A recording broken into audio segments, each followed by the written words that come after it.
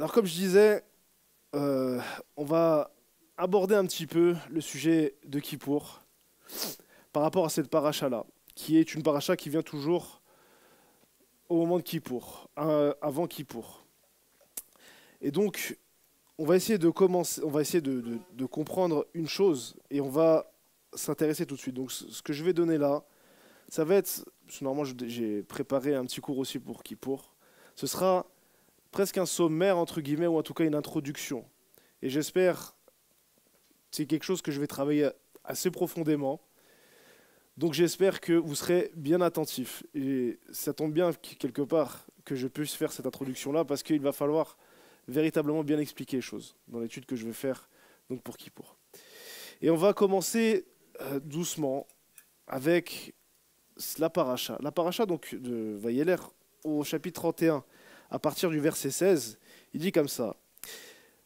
Hachem dit à Moshe, te voici bientôt couché avec tes pères. Ce peuple se lèvera, il se prostituera auprès des dieux des païens, du pays du milieu duquel il vient. Il m'abandonnera, il rompra mon alliance que j'ai conclue avec lui. Ma colère s'enflammera contre lui. En ce jour-là, je les abandonnerai et je leur cacherai ma face. Il deviendra une proie à manger. Ils trouveront des maux nombreux et des détresses. Ils diront ce jour-là, n'est-ce pas parce que mon Dieu n'est pas en mon sein que m'ont trouvé ces mots, que ces mots ont trouvé chez moi.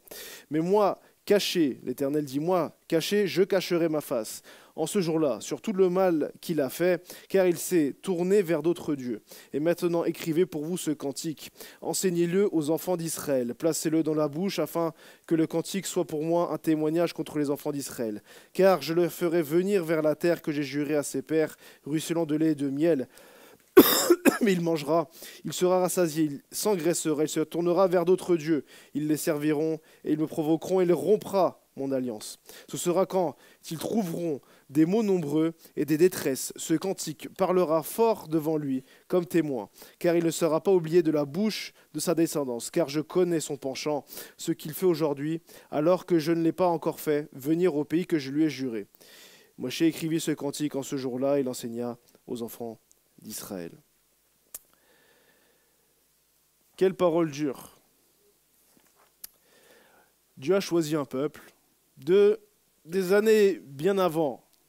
Il a dit, voilà que ce peuple que j'ai tiré d'Égypte, que je lui ai promis la terre, à son ancêtre Abraham, à son ancêtre Yitzhak, à son ancêtre Yaakov, se prostituera. Il me trahira, me mettra quelque part un couteau dans le dos, et voilà que je me cacherai. Je cacherai ma face jusqu'à qu'il se fasse repentance. Ils disent, ah vraiment, on s'est trompé. Et ce jour-là, je reviendrai, dit l'Éternel.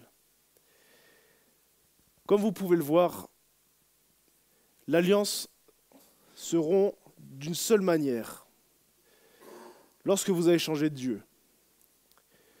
Quand vous changez de Dieu, vous changez d'alliance. Vous n'avez plus le même contrat. C'est comme si vous dites, voilà, je me marie avec ma femme et je change de femme. Alors vous savez que quand on est avec une femme, il y a la femme qui me regarde. Quand on est avec une femme, il y a certaines habitudes qui se font, etc., etc. Et voilà que la personne va changer de femme et elle n'aura plus les mêmes habitudes. Il y aura des choses complètement différentes. Et voilà ce que ça veut dire rompre l'alliance.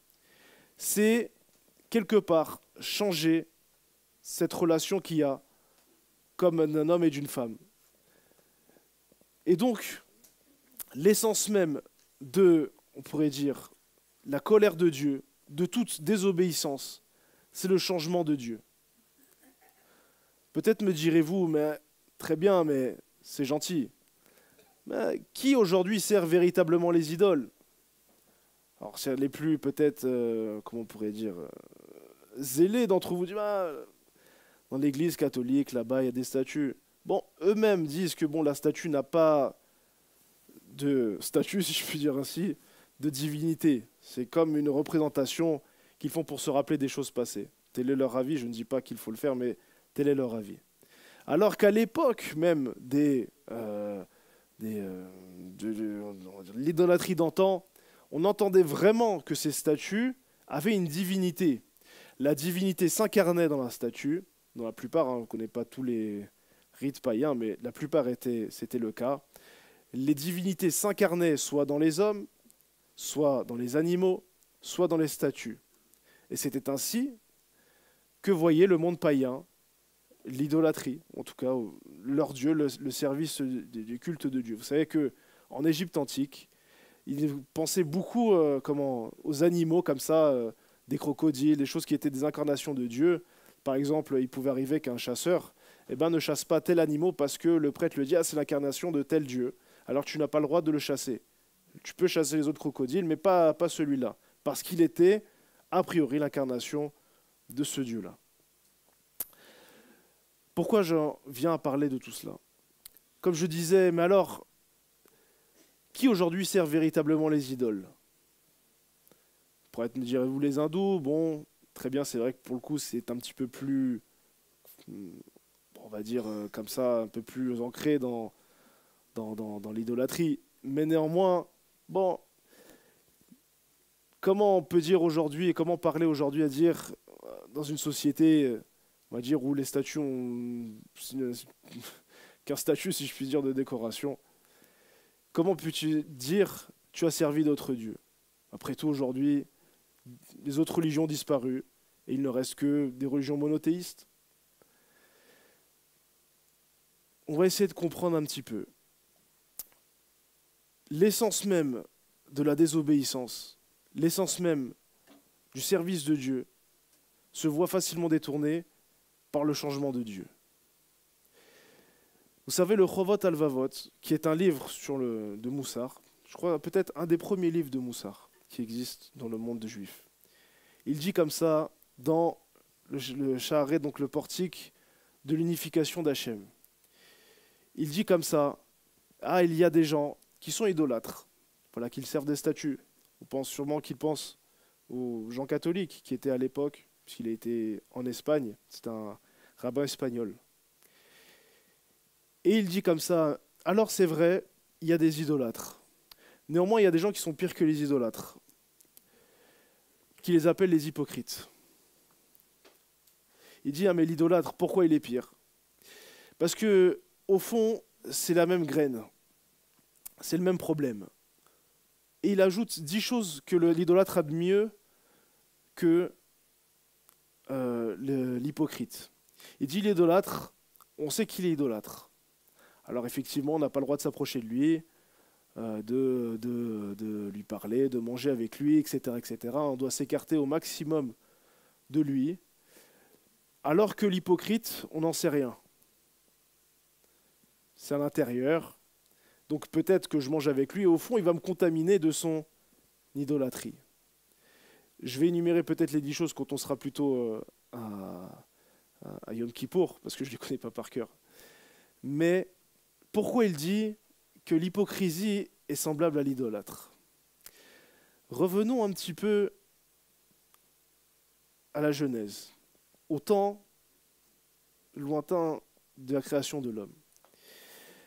Revenons même simplement aux prophètes.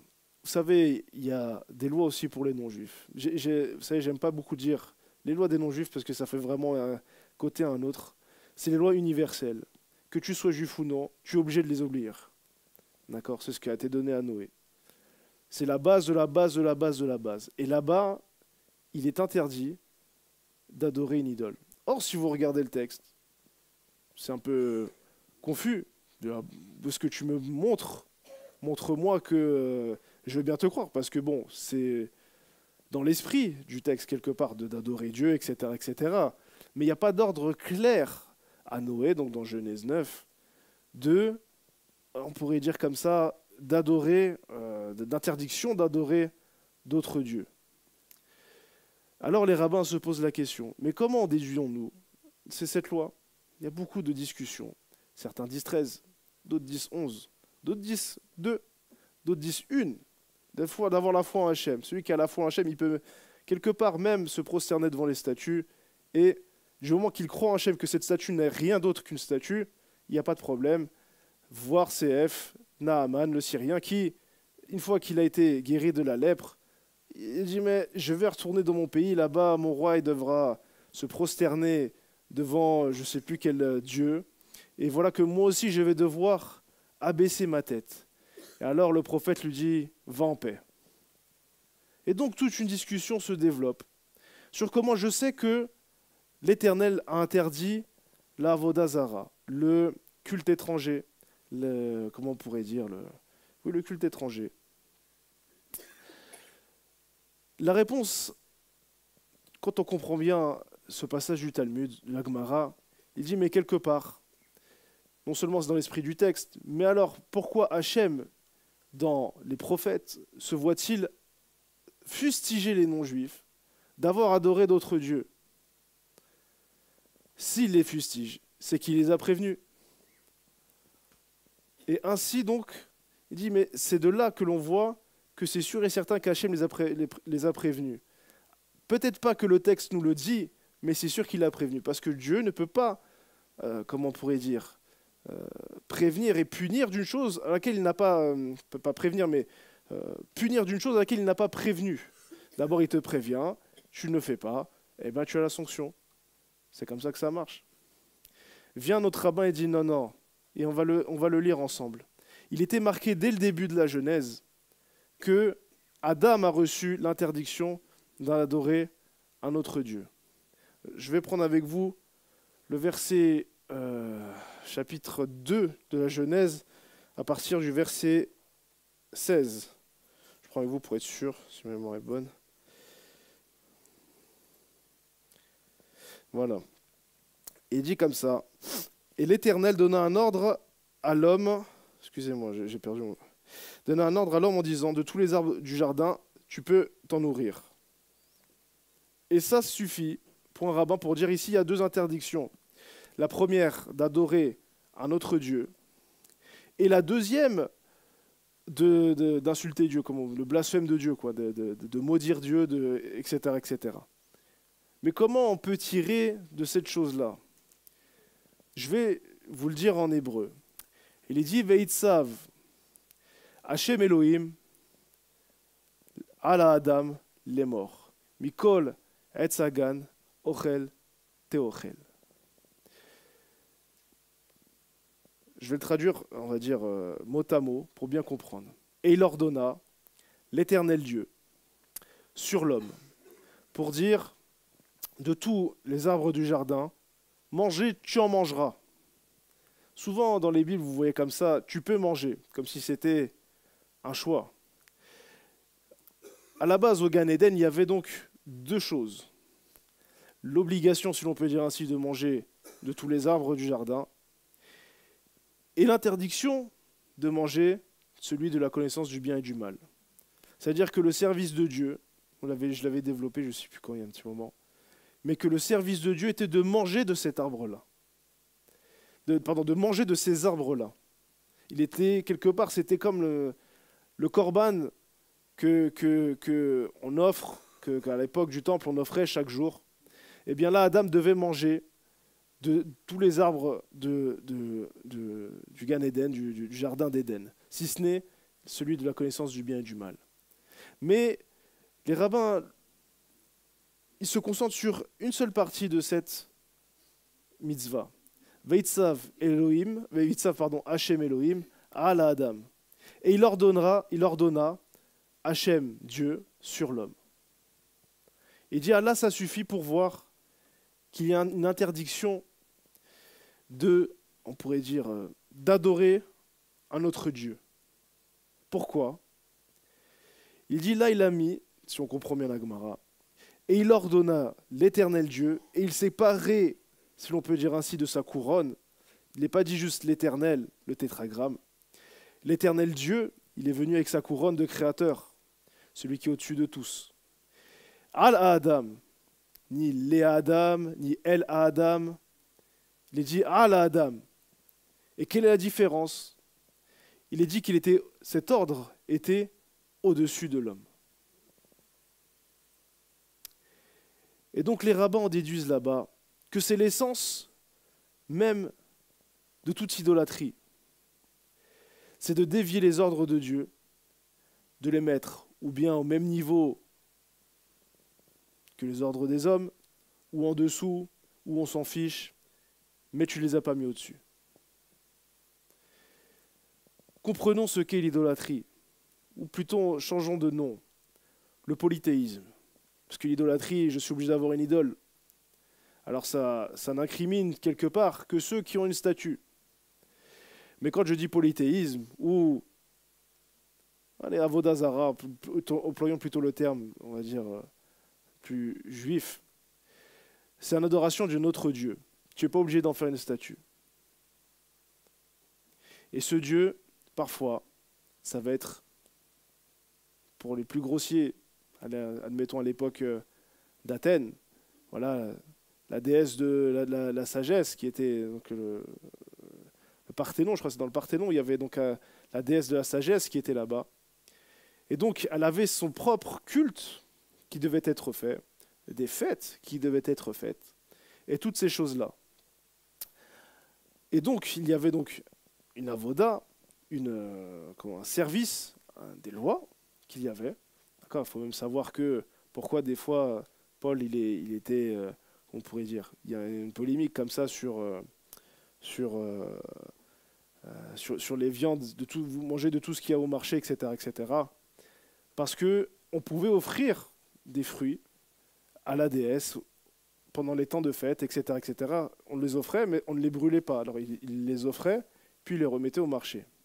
Alors constitue ici une question, dois-je les manger? Je dis, mais tu ne le sais pas. Tu ne sais pas ce qui est de la tomate offerte et pas de la tomate offerte.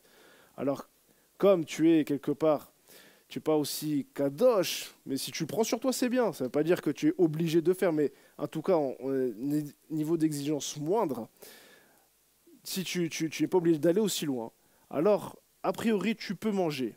Pas parce que on s'en fiche, etc., parce que tu ne sais pas, tu es dans l'ignorance.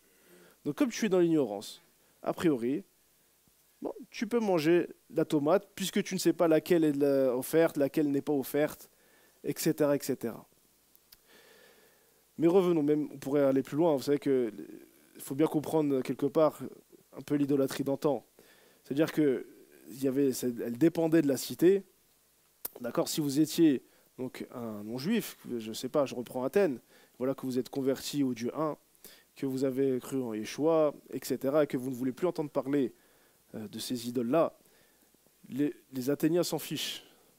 Vous êtes parti de la cité, vous êtes punissable de mort. Pour impiété. C'est comme ça qu'on nommait un petit peu les choses. Ceux qui ne servaient pas, les habitants qui refusaient de servir les idoles d'antan, alors ça dépendait évidemment de chaque contrée, de chaque chose, mais étaient punissables de mort s'il le fallait pour impiété, qu'on disait comme ça, puisque tu ne veux pas servir les dieux de la cité, alors tu vas périr s'il le faut. En tout cas, tu es passible de mort. Mais revenons, puisqu'on disait justement que les statues, ce n'est pas constitutif forcément d'une preuve que tu n'as pas d'autre Dieu. Reprenons l'exemple d'Athéna qu'on parlait tout à l'heure. Alors voilà qu'elle a tout un culte, des fêtes, des choses et tout, etc., qu'on offre, etc., etc. Eh bien, c'est un petit peu pareil avec nous. Nous aussi, on a un culte qui n'est pas forcément de Dieu. On a des cultes, on a des demandes, on a des choses qu'on nous demande de faire, que nous faisons, et qui ne sont quelque part pas demandées par Dieu. Ça peut être un patron, ça peut être telle et telle chose, énormément de choses. Est-ce que de là, ça veut dire, ça y est, il faut que ce soit Dieu qui me demande d'aller travailler, je n'irai au travail que lorsque Dieu me le dira. Je n'irai vers Dieu que lorsque les cieux s'ouvriront, on me dira, Steven, lève-toi, va au travail. Non, non. Mais comprenons une chose. Vaïtsev, Hashem Elohim, Aladama, Alahadama, il a ordonné sur l'homme. C'est à comprendre deux choses. C'est comprendre que, d'une part, c'est au-dessus, les ordres de Dieu doivent être au-dessus de l'homme. Qu'en est-il des ordres des autres hommes, ou, pour les plus grossiers, des autres dieux? Ils doivent être toujours en dessous. Pourquoi je parle d'autres dieux? Parce que, quelque part, les hommes de Dieu sont appelés des dieux. Et c'est pour ça qu'il ne faut pas se tromper. Vous ne le saviez peut-être pas. Pourtant, vous aviez un grand indice. Qu'est-ce qu'il dit, Yeshua? Ah, tu t'es fait Dieu, toi qui es homme. Mais n'est-il pas écrit, et Dieu s'assied dans l'assemblée des dieux et il juge. Jusqu'à quand jugerez-vous avec iniquité? On va le lire ensemble. Psaume 82.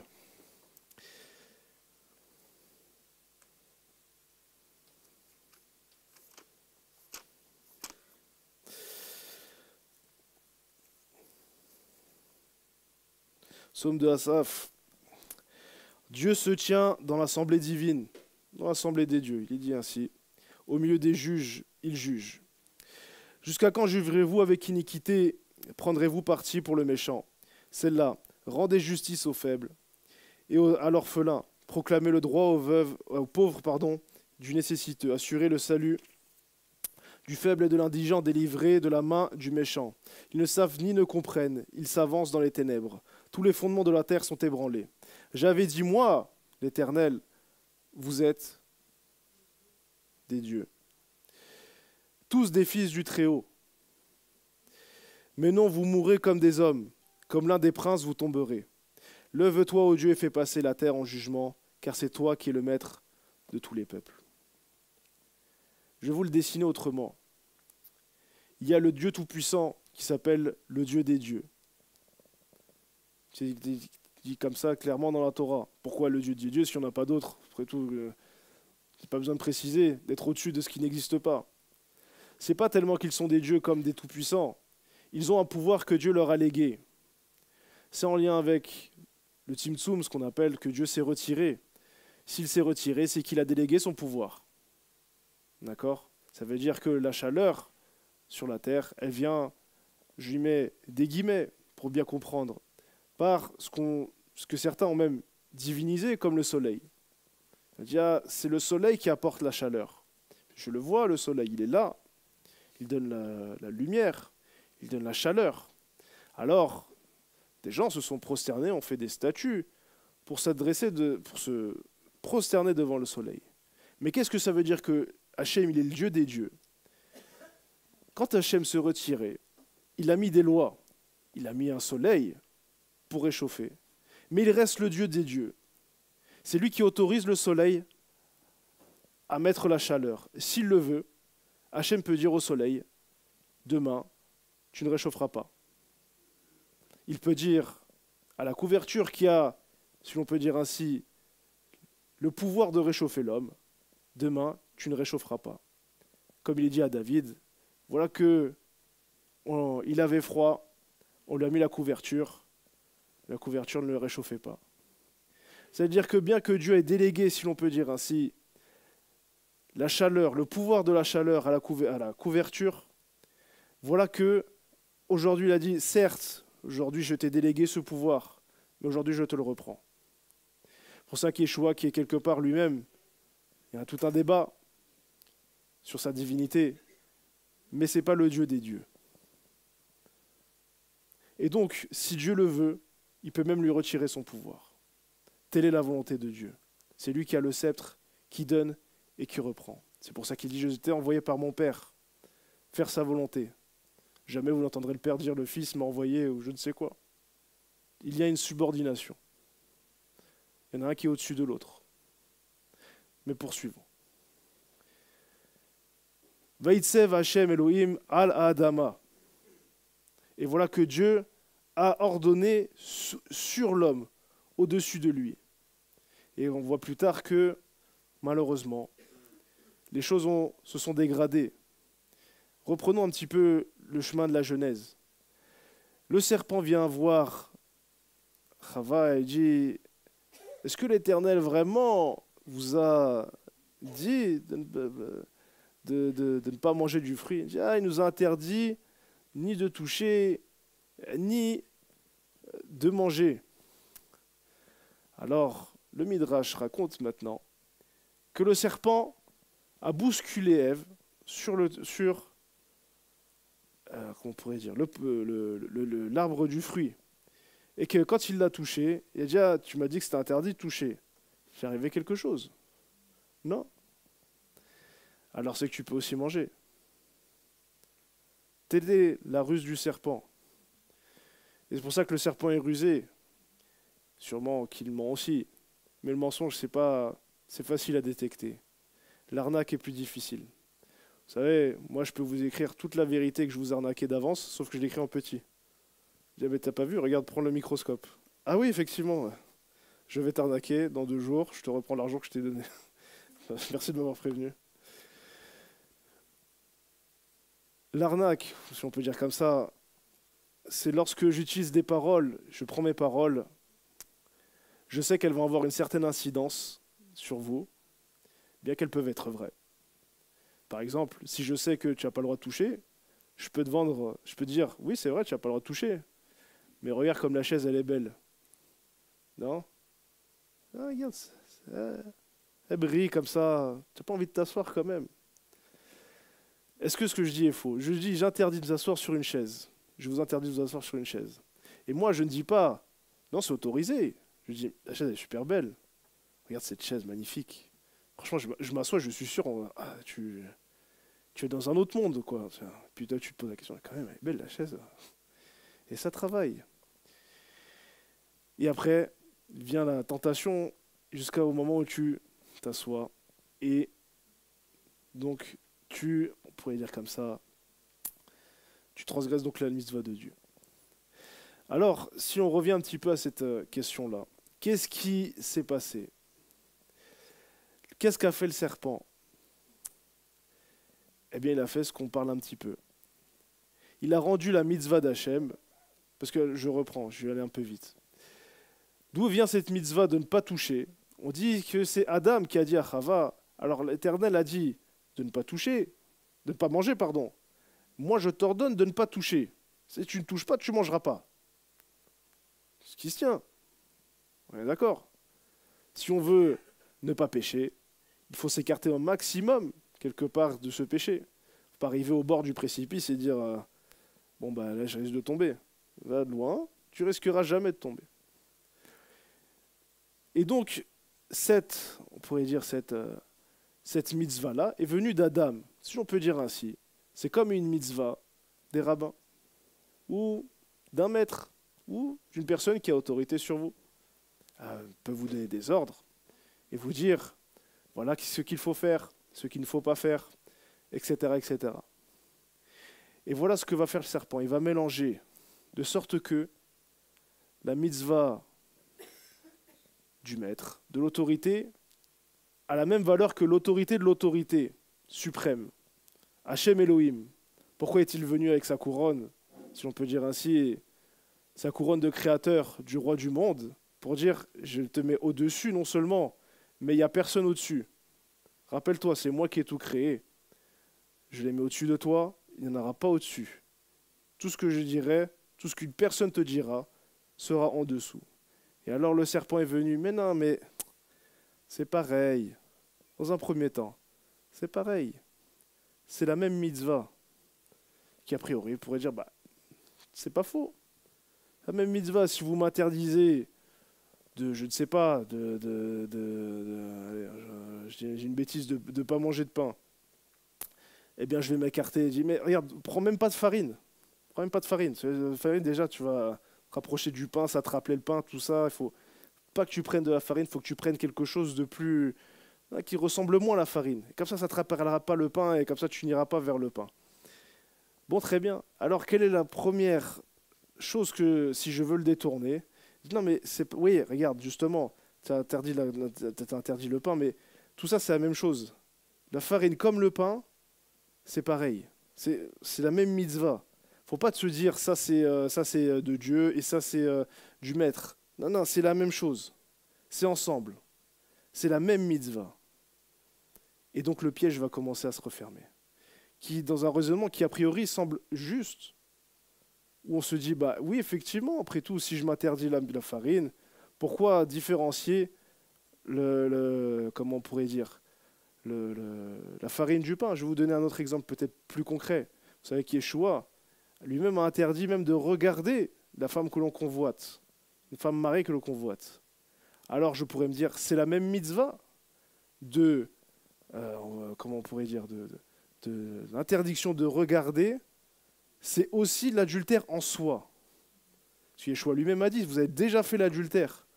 Alors si je transforme la chose, si je veux faire rentrer dans le piège, je vais te dire, non mais c'est la même mitzvah.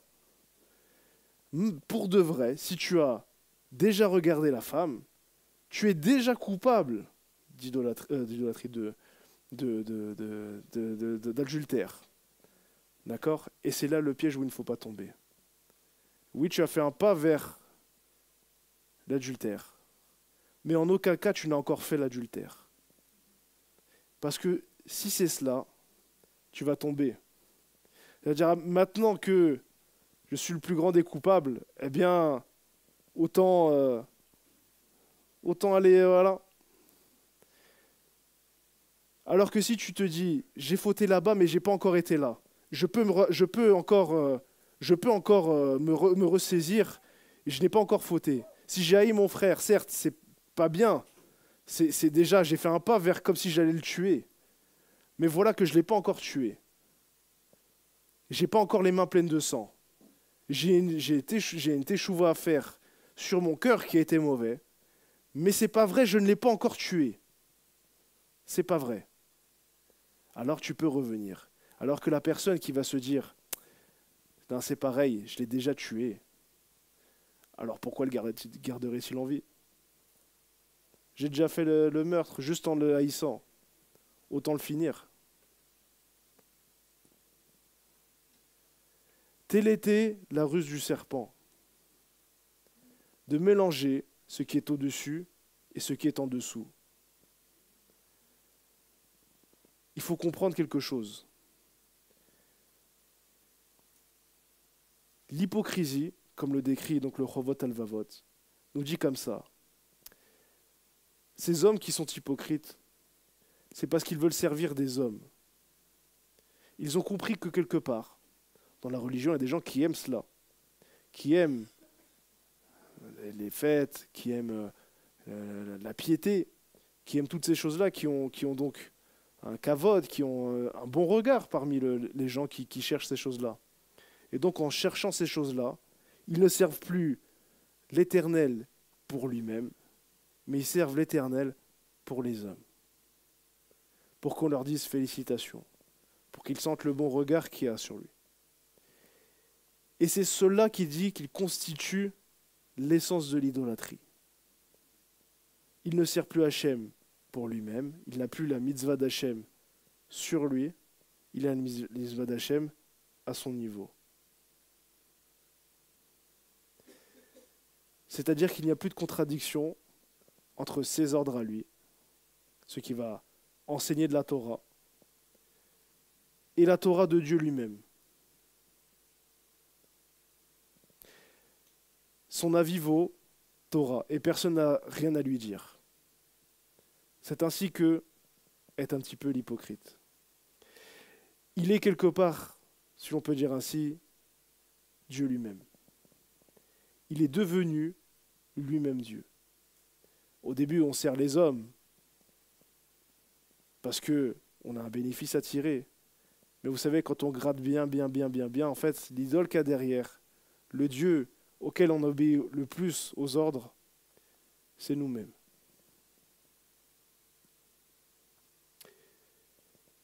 Et c'est ça qu'il faut retirer à Kippour, puisqu'on avance un petit peu. Il faut retirer tous ces ordres qu'on a mis au même niveau que des ordres de Dieu. Dieu lui-même a ordonné des choses à beaucoup d'hommes et de prophètes et de toutes ces choses-là, enfin ces personnes-là plutôt. Et il faut revenir à cette pureté quelque part, de comprendre qu'il y a une mitzvah au-dessus de nous et qu'il n'y en aura pas d'autre au-dessus ou égal. La couronne de Dieu, quand il vient et qu'il crée le monde, c'est pas juste pour dire « Ah, en 7 jours, Dieu a créé le monde, etc. » C'est pour te dire « Il n'y avait rien avant moi. » toute force sur laquelle tu t'appuieras, c'est moi qui l'ai placée. Toute force sur laquelle tu penseras qu'elle te donnera un bénéfice, c'est moi qui l'autorise à lui te donner un bénéfice. Telle est ma volonté. J'ai choisi de me retirer pour que tu existes, pour que d'autres choses existent. Mais ne va surtout pas croire qu'elle ne m'obéit pas. C'est pour ça que bien qu'il y ait des lois dans ce monde, il y a des lois, Dieu peut transgresser ces lois, parce qu'il est toujours au-dessus. Si on peut dire ainsi, Mitzraïm, on parle un peu de l'Égypte toujours, vous savez. Il y a, ça veut aussi dire frontière, c'est resserré, c'est ce qui est resserré, c'est dans la, voilà, mais il y a aussi une histoire de frontière. Et voilà qu'ils sont arrivés à la mer Rouge. Et c'est connu, il y a une loi chez les humains, si tu veux traverser la mer, il faut savoir nager. Alors comment faire? Et c'est là où Dieu dit, non, non, ça c'est vrai, c'est une loi que j'ai délaissée pour l'humanité, il ne faut pas se mentir. Elles sont, aujourd'hui vous les traversez, 99% du temps, il va falloir apprendre à nager. D'accord? Néanmoins, bien que Dieu ait laissé une incompatibilité entre l'homme et la mer, le jour où les enfants d'Israël sont sortis d'Égypte, il a dit pas aujourd'hui. Parce que la mer me reste soumise. Parce que l'Égypte me reste soumis. Je leur ai délégué à eux et à d'autres encore des pouvoirs, à la mer de nourrir aussi les êtres humains, de nourrir les poissons. Mais si, comme on dit, si Dieu veut, demain, le feu peut mouiller et l'eau peut brûler. Parce qu'il en aura décidé ainsi. Et c'est ça qu'il faut retenir. Dieu, il est au-dessus de toute chose. Il est au-dessus de nous. Il est au-dessus, sa volonté est bien au-delà de nous. Et qu'il faut que l'on comprenne que tous ses ordres et tout ce qu'il a est au-dessus de nous et que donc qu'obéir à sa parole, comment on pourrait dire, il ne faut pas s'inquiéter de ce qu'il y aura derrière. Dieu ordonnera et dira,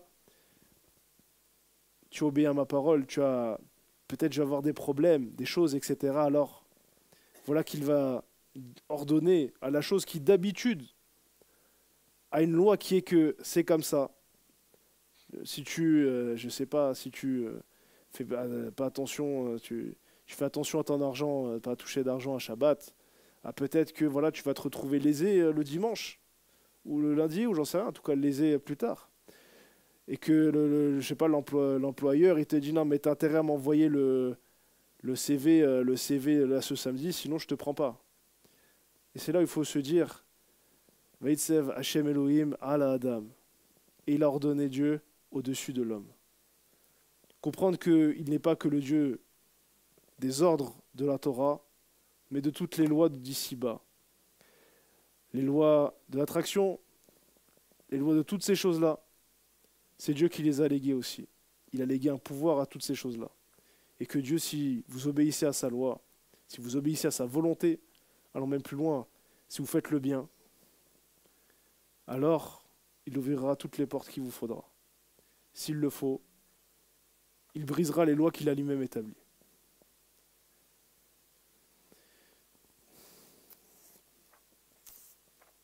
Je pense qu'on va s'arrêter là quand même. Mais en tout cas, je vous souhaite un Shabbat Shalom et on se voit pour Kippour et pour ceux qui veulent se lever demain, avec l'aide de Dieu.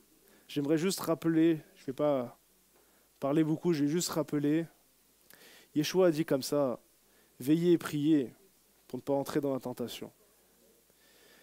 De là on comprend une chose, qui veut ne plus retomber dans sa faute, doit veiller et prier. On n'a pas dit forcément toute la nuit, mais il faut enlever un petit peu la poche de ses yeux, de ce petit confort qu'on a. Vous savez, des fois, il y a une grande question, est-ce qu'il est préférable de manger ou de dormir? Si je vous prive de sommeil, est-ce que vous préférez être privé de sommeil ou privé de nourriture? Moi, je pense vraiment que le sommeil, c'est plus doux que la nourriture. Et donc, Il faut savoir un petit peu s'enlever de cela. Comme ça, vous aurez les idées plus claires et marcherez plus droit. Shabbat shalom.